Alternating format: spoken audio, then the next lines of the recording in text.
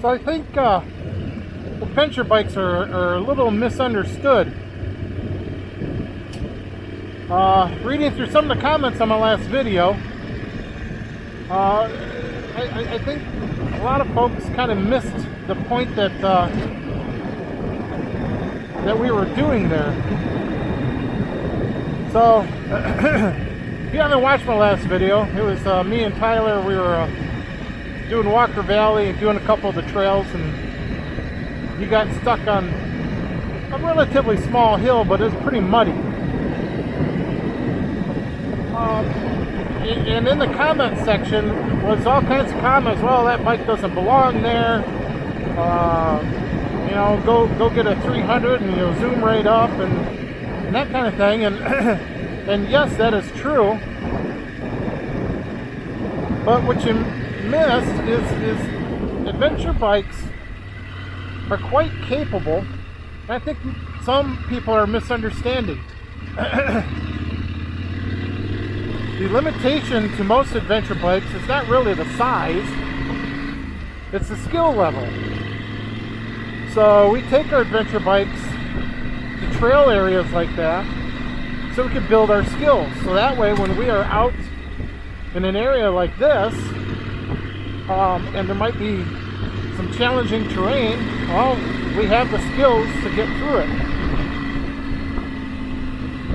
So I'm not quite sure what I can add to that,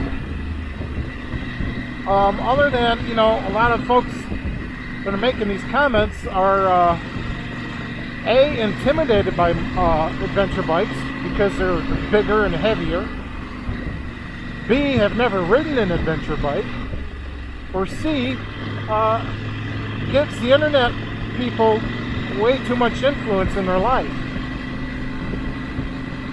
Adventure bikes are made to do that kind of thing. Now, is it made to do hardcore enduro? No, it isn't. But, depending on the adventure bike, because there are certain levels of capability. Now, the 890 that I'm on is by far probably the apex predator of the adventure bikes. It is the most capable with the best off-road handling, which the on-road handling is also pretty good, but I think a lot of people kind of miss that because they're more concerned about the off-road. So,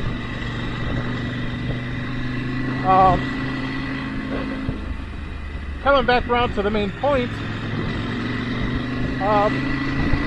adventure bikes do way more than what the internet says they can do. Now granted, it all depends on your personal skill level and confidence level. But usually when you see the adventure bikes on those tight single track type trails, you know, we know a dirt bike would be much better suited. But you're not going to advance your skill level by riding dirt roads like this with adventure bikes and not... Boy, that's pretty. And not pushing yourself to... Whoa. I wasn't expecting that switchback. Oh, look at that. Anyway, pushing yourself to better your skill level is kind of important. Now, I ran across another video. Break Magazine did a video about this very subject, and he did a very, very good job going through and kind of addressing this particular issue. Now, my intent is not to hammer on anybody. My intent is to expand the thinking to get people to understand that adventure bikes are way more than what you think they are.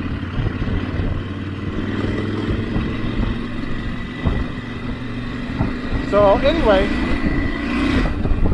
whenever I post those videos of adventure bikes on the trails, we're there just because we want to hone our skills a little bit and expand our toolbox.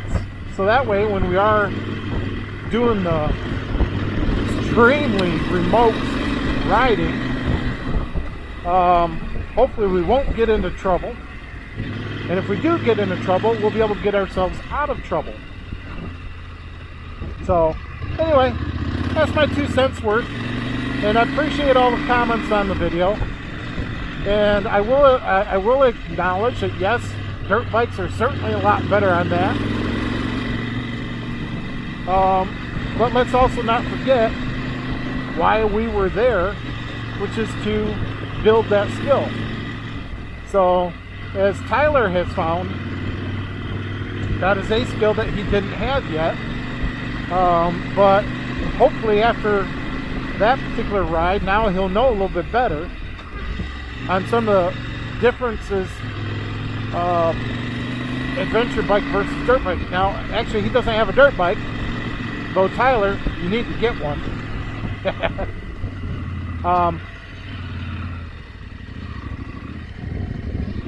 At any rate, so shit, I now lost track of where it was. Look at this, I'm getting squirreled. I see shiny things. Anyway, dirt bikes are definitely better in a single track. But it's that precious skill level that we're building on. And Tyler is building on his skill level. And he did pretty good. I think he learned the difference between momentum and outright lightweight and traction that a dirt bike would have on the same situation. In the video, you could see the dirt bikes just kind of going right up it. And I explained to him how, with the adventure bike, you do need that momentum to get up those same obstacles. So, now the next day, he was cursing that hill all day long. And I haven't spoken to him recently, but I'm hoping that by now he's probably like, okay, I think if I go back, I can do that hill no problem. So, but, you know, that's the things that we work on with the adventure bikes. But, you know, I'm always curious as to why people like to rag on adventure bikes. Because they are very capable motorcycles. It's just most people don't have the skill level to be able to handle them. So, there you go. Now we'll go ahead and enjoy the rest of this ride.